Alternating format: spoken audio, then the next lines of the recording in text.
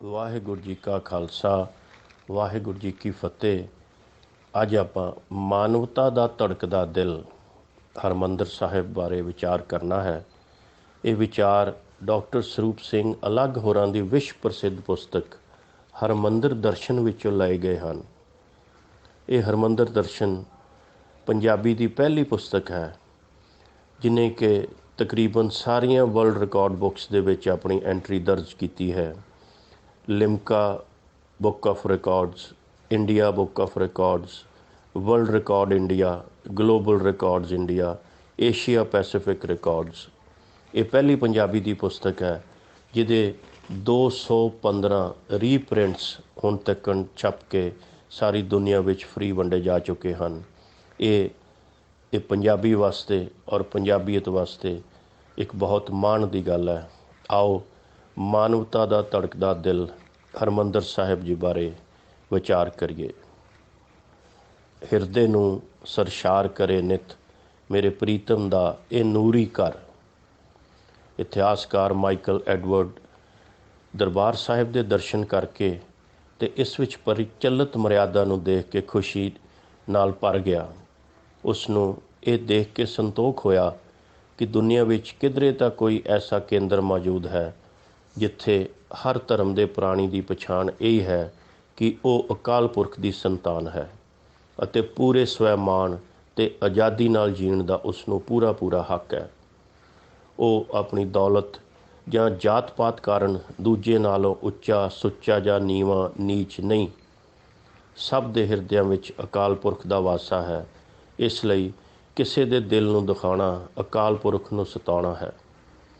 ਧਰਮ ਨੂੰ ਸੱਚੇ ਦਿਲੋਂ ਪਿਆਰ ਕਰਨ ਵਾਲਾ ਮਨੁੱਖ ਕਿਸੇ ਨੂੰ ਸਤਾਉਣ ਨਾਲੋਂ ਉਸ ਨੂੰ ਵਸਾਉਣ ਅਤੇ ਰਜਾਉਣ ਵਿੱਚ ਵਧੇਰੇ ਵਿਸ਼ਵਾਸ ਰੱਖਦਾ ਹੈ। ਇਹ ਸੰਦੇਸ਼ ਹਰਿਮੰਦਰ ਵਿੱਚੋਂ ਪ੍ਰਸਾਰਿਤ ਹੋ ਕੇ ਫਿਜ਼ਾ ਨੂੰ ਪਵਿੱਤਰ ਕਰਦਾ ਹੋਇਆ ਪਲ ਪਲ 'ਤੇ ਸਾਨੂੰ ਇਨਸਾਨੀਅਤ ਪ੍ਰਤੀ ਸੁੱਚੇ ਵਿਹਾਰ ਦਾ ਦਰਸ ਦਿੰਦਾ ਹੈ। ਇਸ ਸਾਰੇ ਕੁਝ ਨੂੰ ਦੇਖ ਕੇ ਮਾਈਕਲ ਸਹਿਜ ਸੁਭਾਏ ਕਹਿ ਉੱਠਦਾ ਹੈ ਕਿ ਇਹ ਮੇਰੇ ਪਿਆਰੇ ਵੀਰੋ, ਹਰਿਮੰਦਰ ਨੂੰ ਨਾਦਾਨੀ ਵਿੱਚ ਆ ਕੇ ਕੇਵਲ ਇੱਕ ਸੋਹਣੀ ਜਿਹੀ ਇਮਾਰਤ ਜਾਂ ਅਜਾਇਬ ਘਰ ਹੀ ਨਾ ਸਮਝ ਲੈਣਾ। ਇਹ ਤਾਂ ਮਨੁੱਖੀ ਜੀਵਨ ਨੂੰ ਗਤੀ ਦੇਣ ਦੀ ਇੱਕ ਇਲਾਹੀ ਕਲਾ ਹੈ, ਉਤਸ਼ਾਹ ਬਖਸ਼ਣ ਦਾ ਮਰਕਜ਼ ਹੈ, ਸੁਹਿਰਦਤਾ ਪ੍ਰਦਾਨ ਕਰਨ ਵਾਲਾ ਕੇਂਦਰ ਹੈ। ਹਵਾਲਾ ਪੁਸਤਕ ਟੈਂਪਲਸ ਐਂਡ ਪੈਲੇਸਿਸ। ਇਸ ਗੱਲ ਵਿੱਚ ਵੀ ਕੋਈ ਅਤਕਥਨੀ ਨਹੀਂ ਕਿ ਇਹ ਰੱਬੀ ਨੂਰ ਨਾਲ ਪਰਿਪੂਰਨ ਅਸਥਾਨ ਰੱਬ ਵਿੱਚ ਪੂਰਨ ਆਸਥਾ ਰੱਖਣ ਦਾ ਮੂਲ ਸਰੋਤ ਹੈ। ਮਨੁੱਖੀ ਮਨ ਨੂੰ ਪ੍ਰੇਮ ਵਸ ਕਰਨ ਦੀ ਜੁਗਤ ਹੈ। ਤਪਦੀ ਅਤੇ ਤੜਪਦੀ ਰੂਹ ਨੂੰ ਸਕੂਨ ਅਤੇ ਸ਼ਾਂਤੀ ਬਖਸ਼ਣ ਦਾ ਮਹਾਨ ਤੀਰਥ ਹੈ। ਰੂਹਾਨੀਅਤ, ਨੂਰਾਨੀਅਤ ਅਤੇ ਇਨਸਾਨੀਅਤ ਦਾ ਸਰ ਚਸ਼ਮਾ ਹੈ ਜੋ ਸੁਰਤੀ ਅਤੇ ਸਿਮਰਤੀ ਨੂੰ ਨਿਖਾਰਦਾ ਹੈ। ਇਹ ਤਾਂ ਈਮਾਨ ਤਾਜ਼ਾ ਕਰਨ ਦਾ ਕੇਂਦਰ ਹੈ ਜਿੱਥੋਂ ਰੂਹ ਨੂੰ ਇੱਕ ਅਜਬ ਹੁਲਾਰਾ ਮਿਲਦਾ ਹੈ। ਸਿੱਖ ਦੀ ਤਾਂ ਹਰਿਮੰਦਰ ਨਾਲ ਪ੍ਰਾਣਾਂ ਦੀ ਸਾਂਝ ਹੈ। ਉਸ ਦੀਆਂ ਆਸਾਂ ਅਤੇ ਸਵਾਸਾਂ ਇਸ ਨਾਲ ਬੱਝੀਆਂ ਪਈਆਂ ਹਨ।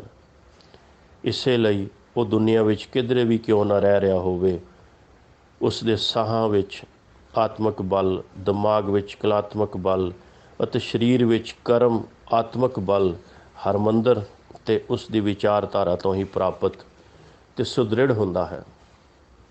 ਹਰਿਮੰਦਰ ਅਤੇ ਅਕਾਲ ਤਖ਼ਤ ਸਾਹਿਬ ਨਾਲੋਂ ਟੁੱਟਿਆ ਸਿੱਖ ਇਵੇਂ ਹੀ ਹੈ ਜਿਵੇਂ ਕੋਈ ਪੰਛੀ ਆਪਣੀ ਡਾਰ ਨਾਲੋਂ ਵਿਛੜਿਆ ਹੋਵੇ, ਜਾਂ ਜਿਵੇਂ ਨਦੀ ਦਾ ਜਲ ਨਦੀ ਨਾਲੋਂ ਵੱਖ ਹੋ ਕੇ ਕਿਸੇ ਟੋਭੇ ਵਿੱਚ ਪੈ ਕੇ ਸੜਾਨ ਮਾਰਨ ਕਰਕੇ ਆਪਣੇ ਗੁਣ ਗਵਾ ਬੈਠਾ ਹੋਵੇ। ਐਨ ਇਵੇਂ ਹੀ ਹਰਿਮੰਦਰ ਦੀ ਸੱਚੀ ਸੁੱਚੀ ਭਾਵਨਾ ਤੋਂ ਬੇਮੁਖ ਹੋਇਆ ਸਿੱਖ ਅੰਦਰੋਂ ਖੋਖਲਾ ਅਤੇ ਬਾਹਰੋਂ ਖਾਲੀ ਹੋ ਜਾਂਦਾ ਹੈ, ਕਿਉਂਕਿ ਹਰਿਮੰਦਰ ਸਿੱਖ ਦਾ ਸਭ ਕੁਝ ਹੈ। ਇਹ ਉਸ ਦਾ ਦਿਲ ਵੀ ਹੈ, ਦਿਮਾਗ ਵੀ ਹੈ, ਜਪ ਵੀ ਹੈ, ਤਪ ਵੀ ਹੈ, ਸ਼ਰਮ ਵੀ ਹੈ ਅਤੇ ਧਰਮ ਵੀ ਹੈ, ਤਕਦੀਰ ਵੀ ਹੈ ਅਤੇ ਤਬੀਰ ਵੀ ਹੈ, ਜਿੰਦ ਵੀ ਹੈ ਅਤੇ ਜਾਨ ਵੀ ਹੈ, ਈਮਾਨ ਵੀ ਹੈ, ਨਿਸ਼ਾਨ ਵੀ ਹੈ, ਸ਼ਾਨ ਵੀ ਹੈ, ਸਨਮਾਨ ਵੀ ਹੈ, ਆਸ ਵੀ ਹੈ, ਸਵਾਸ ਵੀ ਹੈ, ਆਦ ਵੀ ਹੈ ਅਤੇ ਅੰਤ ਵੀ ਹੈ, ਲੋਕ ਵੀ ਹੈ ਅਤੇ ਪਰਲੋਕ ਵੀ ਹੈ। ਇਸ ਦੀ ਅਜਿਹੀ ਵੱਡਮੁੱਲੀ ਮਹਾਨਤਾ ਦਾ ਇੱਕ ਕਾਰਨ ਇਹ ਵੀ ਹੈ ਕਿ ਸ੍ਰੀ ਸਤਿਗੁਰੂ ਹਰਿਮੰਦਰ ਹੋਏ ਜਿਸ ਤੇ ਸੁਖ ਪ੍ਰਾਪਤ ਸਭ ਕੋਏ। ਅਜਿਹੇ ਹਰਿਮੰਦਰ ਨਾਲ ਜੁੜਨਾ ਸਿੱਖੀ ਅਤੇ ਸੇਵਕੀ ਦੀ ਨਿਰਾਲੀ ਜੁਗਤ ਨਾਲ ਜੋੜਨਾ ਹੈ, ਜੋ ਸਿੱਖ ਦੀ ਆਬਾ ਵਿੱਚ ਵਾਧਾ ਕਰਦੀ ਹੈ, ਮਰਿਆਦਾ ਵਿੱਚ ਪਰਪੱਕਤਾ ਲਿਆਂਦੀ ਹੈ ਅਤੇ ਇਵੇਂ ਉਸ ਵਿੱਚ ਜਥੇਬੰਦਕ ਬਲ ਦੀ ਆਪ ਮੁਹਾਰੇ ਸਿਰਜਣਾ ਹੁੰਦੀ ਰਹਿੰਦੀ ਹੈ। ਰਾਮਦਾਸ ਸਰੋਵਰ ਵਿੱਚ ਇਸ਼ਨਾਨ ਕਰਨ ਨਾਲ ਜਗਿਆਸੂ ਦੇ ਤਨ ਦੀ ਮੈਲ ਲੈਂਦੀ ਹੈ। ਹਰਿਮੰਦਰ ਕੀਰਤਨ ਉਸ ਦੇ ਮਨ ਦੀ ਮੈਲ ਲਾ ਦਿੰਦਾ ਹੈ, ਟੁੱਟ ਗਈ ਸੁਰਤ ਨੂੰ ਦੁਬਾਰਾ ਸੁਚੇਤ ਕਰ ਦਿੰਦਾ ਹੈ। ਇਸ ਪ੍ਰਥਾਏ ਫਰਮਾਨ ਹੈ, ਸੰਤੋ ਰਾਮਦਾਸ ਸਰੋਵਰ ਨੀਕਾ, ਜੋ ਨਾਵੈ ਸੋ ਕੁਲ ਤਰਾਵੈ, ਉਦਾਰ ਹੋਆ ਹੈ ਜੀ ਕਾ ਰਹਾਓ। ਜੈ ਜੈਕਾਰ ਜਗ ਗਾਵੈ, ਮਨ ਚਿੰਦੜੇ ਫਲ ਪਾਵੈ, ਸਹੀ ਸਲਾਮਤ ਨਾਏ ਆਏ, ਆਪਣਾ ਪ੍ਰਭੂ ਧਿਆਏ। ਇਸ ਤਰ੍ਹਾਂ ਇਹ ਪਵਿੱਤਰ ਅੰਮ੍ਰਿਤ ਰੂਪੀ ਜਲ ਅਤੇ ਤੁਰਕੀ ਬਾਣੀ ਦਾ ਮਿਸ਼ਰਣ ਸ਼ਰਧਾਲੂ ਦੀ ਕਾਇਆ ਕਲਪ ਕਰ ਦਿੰਦਾ ਹੈ। ਹਰਿਮੰਦਰ ਕਰਤੇ ਦਾ ਆਪਣਾ ਧਾਮ ਹੈ, ਨਿਜ ਸਥਾਨ ਹੈ। ਇਸ ਨਾਲ ਪ੍ਰੀਤ ਪਾਉਣ ਨਾਲ ਕਰਤੇ ਤੱਕ ਸਿੱਧੀ ਰਸਾਈ ਹੋ ਜਾਂਦੀ ਹੈ। ਫਿਰ ਕਿਸੇ ਪ੍ਰਕਾਰ ਦੀ ਕੋਈ ਤੋਟ ਨਹੀਂ ਆਉਂਦੀ। ਮਨ ਦੀ ਭਟਕਣਾ ਮੁੱਕਦੀ ਹੈ। ਦੁਨਿਆਵੀ ਮੋਹ ਮਾਇਆ 'ਤੇ ਕਾਬੂ ਪਾਉਣ ਦੀ ਸਮਰੱਥਾ ਆ ਜਾਂਦੀ ਹੈ। ਦੇਹਧਾਰੀ ਗੁਰੂਆਂ, ਕਰਮ ਕਾਂਡਾਂ, ਦੰਬੀਆਂ ਅਤੇ ਭੇਖੀ ਡੇਰਾਧਾਰੀਆਂ ਤੋਂ ਨਿਜਾਤ ਮਿਲਦੀ ਹੈ। ਸੁੱਚੀਆਂ ਆਤਮਾਵਾਂ ਦੇ ਸਨਮੁਖ ਹਾਜ਼ਰੀ ਪ੍ਰਵਾਨ ਹੁੰਦੀ ਹੈ। ਹਰਿਮੰਦਰ ਸਾਨੂੰ ਡਾਲ ਛੱਡ ਕੇ ਮੂਲ ਤਲੇ ਨਾਲ ਜੋੜ ਕੇ ਸ਼ਕਤੀਸ਼ਾਲੀ ਬਣਾਉਂਦਾ ਹੈ। ਇਸ ਦੀ ਤਾਬਿਆ ਵਿੱਚ ਵਿਚਰਦਿਆਂ ਜਗਿਆਸੂ ਦੀਨ ਅਤੇ ਦੁਨੀ ਦੋਨਾਂ ਦੇ ਸੁੱਖ ਆਨੰਦ ਦਾ ਪਾਤਰ ਬਣਦਾ ਹੈ। ਫਿਰ ਉਸ ਨੂੰ ਧਾਰਮਿਕ, ਸਦਾਚਾਰਕ, ਸਮਾਜਿਕ, ਰਾਜਨੀਤਿਕ ਅਤੇ ਆਤਮਿਕ ਪਤਨ ਦਾ ਡਰ ਭੌ ਨਹੀਂ ਰਹਿੰਦਾ। ਉਸ ਨੂੰ ਆਪਣੀ ਹਸਤੀ, ਆਪਣੀ ਹੋਂਦ ਬੜੀ ਸੁਰੱਖਿਅਤ ਦਿਸਦੀ ਹੈ, ਜਿਸ ਕਾਰਨ ਉਹ ਸਦਾ ਚੜ੍ਹਦੀ ਕਲਾ ਦਾ ਧਾਰਨੀ ਬਣ ਕੇ ਇੱਕ ਜੇਤੂ ਸੂਰਮੇ ਵਾਂਗਰਾਂ ਜੀਂਦਾ ਹੈ। ਅਤੇ ਜੇ ਆਪਣੇ ਵਿਰਸੇ, ਆਪਣੇ ਗੌਰਵ, ਆਪਣੇ ਮਰਕਜ਼ ਭਾਵ ਕੇਂਦਰ, ਆਪਣੇ ਗੁਰਧਾਮਾਂ ਦੀ ਕਾਇਮੀ ਦਾਇਮੀ ਅਤੇ ਪਵਿੱਤਰਤਾ ਅਤੇ ਸਲਾਮਤੀ ਲਈ ਉਸ ਨੂੰ ਆਪਣਾ ਆਪਾ ਵੀ ਵਾਰਨਾ ਪਵੇ ਤਾਂ ਉਹ ਪਿੱਛੇ ਨਹੀਂ ਹਟਦਾ ਅਤੇ ਨਾ ਹੀ ਸੰਕੋਚ ਕਰਦਾ ਹੈ, ਸਗੋਂ ਆਪਣਾ ਇਲਾਹੀ ਫਰਜ਼ ਸਮਝ ਕੇ ਹੱਸ ਹੱਸ ਕੇ ਪਤੰਗੇ ਦੀ ਤਰ੍ਹਾਂ ਆਪਣੀ ਜਾਨ ਵਾਰ ਕੇ ਅਕਾਲ ਪੁਰਖ ਦੇ ਦਰਬਾਰ ਵਿੱਚ ਜਾ ਹਾਜ਼ਰੀ ਲਗਵਾਉਂਦਾ ਹੈ। ਉਹ ਸੋਚਦਾ ਹੈ ਅਤੇ ਠੀਕ ਹੀ ਸੋਚਦਾ ਹੈ ਕਿ ਜੇਕਰ ਉਸ ਦਾ ਕੇਂਦਰ ਕਾਇਮ ਹੈ, ਉਸ ਦਾ ਹਰਿਮੰਦਰ ਸੁਜਿੰਦ ਹੈ, ਉਸ ਦੇ ਅਕਾਲ ਤਖਤ ਦੀ ਪ੍ਰਤਿਭਾ ਸੁਰਜੀਤ ਹੈ, ਤਾਂ ਉਹ ਮਰਿਆ ਹੋਇਆ ਵੀ ਜੀਵਤ ਹੈ। ਪਰ ਜੇ ਅਜਿਹਾ ਨਹੀਂ ਤਾਂ ਜੀਣਾ ਬੇਗੈਰਤੀ ਨਾਲ ਭਰਿਆ ਹੈ ਅਤੇ ਮਕਸਦਹੀਨ ਵੀ ਹੈ। ਹੁਕਮ ਵੀ ਹੈ, ਜੇ ਜੀਵੇ ਪਥ ਲੱਥੀ ਜਾਏ, ਸਭ ਹਰਾਮ ਜੇਤਾ ਕਿਛ ਖਾਏ।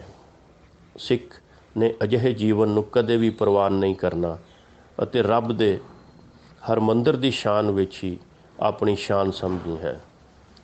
ਇਸ ਹਰਿਮੰਦਰ ਨੂੰ ਉਹ ਮਨੁੱਖੀ ਕਿਰਤ ਨਾ ਸਮਝਦਿਆਂ ਹੋਇਆਂ ਇਸ ਦੀ ਸਿਰਜਣਾ ਦਾ ਸਿਹਰਾ ਅਕਾਲ ਪੁਰਖ ਦੇ ਸਿਰ ਹੀ ਬਣਦਾ ਹੈ। ਪੰਜਵੇਂ ਸਤਿਗੁਰਾਂ ਵੱਲੋਂ ਤਕੀਦ ਵੀ ਹੈ, ਹਰ ਜਪੇ ਹਰਿਮੰਦਰ ਸਾਜਿਆ, ਸੰਤ ਭਗਤ ਗੁਣ ਗਾਵੈ ਰਾਮ, ਸਿਮਰ ਸਿਮਰ ਸੁਆਮੀ ਪ੍ਰਭ ਆਪਣਾ, ਸਗਲੇ ਪਾਪ ਤਜਾਵੈ ਰਾਮ। ਸੰਖੇਪ ਵਿੱਚ ਇਹ ਕਿਹਾ ਜਾ ਸਕਦਾ ਹੈ ਕਿ ਸਿੱਖ ਸਭ ਕੁਝ ਵਿਸਾਰ ਸਕਦਾ ਹੈ, ਲੁਟਾ ਸਕਦਾ ਹੈ, ਬਰਬਾਦ ਕਰਵਾ ਸਕਦਾ ਹੈ, ਆਪਣੇ ਆਪ ਨੂੰ ਖੁਸ਼ੀ ਖੁਸ਼ੀ ਕਟਵਾ ਸਕਦਾ ਹੈ, ਪਰ ਸਰਬ ਸਾਂਝੇ ਹਰਿਮੰਦਰ ਨੂੰ ਨਾ ਤਾਂ ਆਪਣੇ ਮਨ ਮੰਦਰ ਵਿੱਚੋਂ ਕੱਢ ਸਕਦਾ ਹੈ ਅਤੇ ਨਾ ਹੀ ਕਿਸੇ ਹੋਰ ਅਮੁੱਲ ਤੋਂ ਅਮੁੱਲ ਵਸਤੂ ਨੂੰ ਇਸ ਦੇ ਤੁੱਲ ਸਮਝ ਸਕਦਾ ਹੈ। ਕੋਈ ਇਸ ਨੂੰ ਮਾੜੀ ਅੱਖ ਨਾਲ ਦੇਖੇ ਤਾਂ ਉਹ ਇਸ ਨੂੰ ਕਦਾਚਿਤ ਬਰਦਾਸ਼ਤ ਨਹੀਂ ਕਰ ਸਕਦਾ। ਇਹ ਹਰਿਮੰਦਰ ਜਿੱਥੇ ਉਸ ਨੂੰ ਰੱਬ ਦਾ ਘਰ ਦਿਸਦਾ ਹੈ, ਉੱਥੇ ਉਸ ਨੂੰ ਮਾਨਵਤਾ ਵਿੱਚ ਏਕੇ ਭਾਵ ਦਾ ਬੇਲਾਗ ਤੀਰਥ ਵੀ ਜਾਪਦਾ ਹੈ। ਇਸ ਲਈ ਇਸ ਮੰਦਰ ਦੀ ਰਾਖੀ ਅਤੇ ਸਾਂਭ ਸੰਭਾਲ ਕਰਨਾ ਸਿੱਖ ਦਾ ਹੀ ਨਹੀਂ ਸਗੋਂ ਸਾਰੀ ਮਨੁੱਖਤਾ ਦਾ ਪਹਿਲਾ ਫਰਜ਼ ਹੋਣਾ ਚਾਹੀਦਾ ਹੈ, ਕਿਉਂਕਿ ਇਹ ਸਰਬ ਮਾਨਵਤਾ ਦਾ ਸਰਬ ਸਾਂਝਾ ਪੂਜਾ ਸਥਲ ਹੈ, ਜਿਸ ਦੀ ਸਿਰਜਣਾ ਦਰਗਾਹੀ ਹੁਕਮ ਦੇ ਤਾਬੇ ਹੋਈ ਹੈ ਅਤੇ ਜਿੱਥੇ ਹਰ ਸਮੇਂ ਹਰ ਪ੍ਰਾਣੀ ਲਈ ਚਿਮ ਚਿਮ ਵਰਸੈ ਅੰਮ੍ਰਿਤ ਧਾਰਾ ਨਿਰੰਤਰ ਰੂਪ ਵਿੱਚ ਵਰਤ ਰਹੀ ਹੈ। ਹਰਿਮੰਦਰ ਦੀ ਸ਼ਰਨ ਵਿੱਚ ਜੋ ਕੋਈ ਵੀ ਆਉਂਦਾ ਹੈ, ਹਰਿਮੰਦਰ ਉਸ ਨੂੰ ਕੰਠ ਲਗਾ ਕੇ ਨਿਹਾਲ ਨਿਹਾਲ ਕਰ ਦਿੰਦਾ ਹੈ। ਉਦਮ ਸਿੱਦਕ ਤੇ ਸ਼ਰਧਾ ਨਾਲ ਸਰਸ਼ਾਰ ਹਰਮੰਦਰ ਸਰਬ ਮਾਨਵਤਾ ਨੂੰ ਨਿਤਾ ਪ੍ਰਤੀ ਨਾਮ ਨਿਦਾਨ ਨਾਲ ਮਾਲਾ ਮਾਲ ਕਰਦਾ ਹੈ। ਇਸ ਦੀ ਸ਼ਰਨ ਵਿੱਚ ਪੈ ਕੇ ਕਿਲਵਿਕ ਦੂਰ ਹੋ ਜਾਂਦੇ ਹਨ ਤੇ ਰੋਗਾਂ ਸੋਗਾਂ ਸੰਤਾਪਾਂ ਦਾ ਨਾਸ਼ ਹੋ ਜਾਂਦਾ ਹੈ। ਇਸ ਦੀ ਸ਼ਰਨ ਵਿੱਚ ਆ ਕੇ ਪਾਪੀ ਵੀ ਗੱਤ ਪਾ ਜਾਂਦੇ ਹਨ। ਉਦਮ ਕਰਤ ਮਨ ਨਿਰਮਲ ਹੋਵਾ, ਹਰ ਮਾਰਗ ਚਲਤ ਪਰਮ ਸਗਲਾ ਖੋਇਆ। ਨਾਮ ਨਿਦਾਨ ਸਤਿਗੁਰ ਸੁਣਾਇਆ, ਮਿਟ ਗਏ ਸਗਲੇ ਰੋਗਾ ਜਿਓ। ਅਜਿਹੇ ਪੁਨੀਤ ਹਰਮੰਦਰ ਵਿੱਚ ਕਿਸੇ ਪ੍ਰਕਾਰ ਦੀ ਅਵੱਗਿਆ ਜਾਂ ਲਾਪਰਵਾਹੀ ਪ੍ਰਵਾਨ ਨਹੀਂ। ਜੇ ਕੋਈ ਗ੍ਰੰਥੀ ਅਰਦਾਸੀਆ ਜਾਂ ਕੀਰਤਨੀਆ ਬਾਣੀ ਆਦਿ ਪੜ੍ਹਦਿਆਂ ਬੇਧਿਆਨਾ ਹੋ ਕੇ ਥਿੜਕ ਜਾਵੇ ਤਾਂ ਉਹ ਹਰਮੰਦਰ ਸੇਵਾ ਲਈ ਸਯੋਗ ਨਹੀਂ ਰਹਿੰਦਾ। ਪਿੱਛੇ ਜਿਹੇ ਹੀ ਪ੍ਰਬੰਧਕਾਂ ਨੇ ਹੈੱਡ ਗ੍ਰੰਥੀ ਤੱਕ ਨੂੰ ਅਜਿਹੀ ਅਵੱਗਿਆ ਕਾਰਨ ਪਦ ਤੋਂ ਹਟਾ ਦਿੱਤਾ ਜੋ ਰਹਿਰਾਸ ਸਾਹਿਬ ਦਾ ਪਾਠ ਕਰਦਿਆਂ ਚੌਪਈ ਸਾਹਿਬ ਦਾ ਪਾਠ ਕਰਨਾ ਹੀ ਵਿਸਰ ਗਿਆ ਜਾਂ ਆਪਣੇ ਸੋਤੇ ਵਿੱਚ ਗਲਤਾਨ ਹੋਇਆ ਅੰਮ੍ਰਿਤ ਵੇਲੇ ਦੀ ਸੇਵਾ ਲਈ ਹਾਜ਼ਰ ਹੋਣਾ ਹੀ ਭੁੱਲ ਗਿਆ। ਉਸ ਦੇ ਨਾਲ ਨਾਲ ਇੱਕ ਅਰਦਾਸੀਏ ਅਤੇ ਗ੍ਰੰਥੀ ਨੂੰ ਵੀ ਇਸ ਲਈ ਦੰਡਿਤ ਕੀਤਾ ਗਿਆ ਕਿਉਂਕਿ ਉਹਨਾਂ ਨੇ ਆਪਣੇ ਬੇਧਿਆਨੀ ਕਾਰਨ ਪਾਠ ਕਰਨ ਵਾਲੇ ਹੈੱਡ ਗ੍ਰੰਥੀ ਨੂੰ ਉਸ ਦੀ ਭੁੱਲ ਦੀ ਸੋਝੀ ਨਹੀਂ ਕਰਵਾਈ ਅਤੇ ਬੇਧਿਆਨੇ ਬੈਠੇ ਰਹੇ। ਅਜਿਹੀ ਸਖਤ ਮਰਿਆਦਾ ਸਦਕਾ ਹੀ ਹਰਿਮੰਦਰ ਸਾਹਿਬ ਨਾਲ ਸੰਬੰਧਿਤ ਪਰੰਪਰਾਵਾਂ ਸੁਜਿੰਦ ਰਹਿ ਸਕਦੀਆਂ ਹਨ। ਅਜਿਹੀ ਕਰੜੀ ਮਰਿਆਦਾ ਜ਼ਰੂਰੀ ਹੈ ਕਿਉਂਕਿ ਹਰਿਮੰਦਰ ਹਰ ਕਿਸੇ ਲਈ ਪਰਮ ਵਿਸ਼ੇਸ਼ ਹੈ ਅਤੇ ਸਭ ਦੀ ਆਸਥਾ ਵੱਡੇ ਰੂਪ ਵਿੱਚ ਇਸ ਨਾਲ ਵਾਬਸਤਾ ਹੈ। ਹਰਿਮੰਦਰ ਪ੍ਰਤੀ ਇੱਕ ਸ਼ਰਧਾਲੂ ਦੇ ਮਨ ਦੀ ਭਾਵਨਾ ਨਿਮਨ ਪੰਕਤੀਆਂ ਬਖੂਬੀ ਪ੍ਰਗਟ ਕਰਦੀਆਂ ਹਨ। ਆਓ ਇਹਨਾਂ ਦਾ ਆਨੰਦ ਮਾਣੀਏ। ਗੋਦ ਤੇਰੀ ਵਿੱਚ ਸਮਾਈ ਜੇ ਮਿਲੇ, ਹੋਰ ਕੀ ਲੈਣਾ ਫਿਰ ਸੰਸਾਰ ਤੋਂ। ਜੋ ਵੀ ਚਾਹੋ ਪਾਓ ਰੱਜ ਰੱਜ ਝੋਲੀਆਂ, ਹਰਿਮੰਦਰ ਨਾਮੀ ਸੋਹਣੇ ਇਸ ਦਰਬਾਰ ਤੋਂ। ਮਾਨਵਤਾ ਦਾ ਇਹ ਪਵਿੱਤਰ ਧਾਮ ਹੈ, ਬਖਸ਼ਿਸ਼ਾਂ ਮਿਲੀਆਂ ਇਹਨੂੰ ਕਰਤਾਰ ਤੋਂ। ਸਭ ਨੂੰ ਆਪਣੇ ਪਿਆਰ ਕਲਾਵੇ ਵਿੱਚ ਲਵੇ, ਸਦਕੇ ਜਾਈਏ ਇਹਦੇ ਪਰਉਪਕਾਰ ਤੋਂ। ਵਾਰੇ ਜਾਈਏ ਇਸ ਦੇ ਸ਼ੁਭ ਦੀਦਾਰ ਤੋਂ। ਹਰਿਮੰਦਰ ਨਾਮੀ ਸੋਹਣੇ ਇਸ ਦਰਬਾਰ ਤੋਂ। ਹਰਿਮੰਦਰ ਨਾਮੀ ਸੋਹਣੇ ਇਸ ਦਰਬਾਰ ਤੋਂ। ਵਾਹਿਗੁਰੂ ਜੀ ਕਾ ਖਾਲਸਾ, ਵਾਹਿਗੁਰੂ ਜੀ ਕੀ ਫਤਿਹ।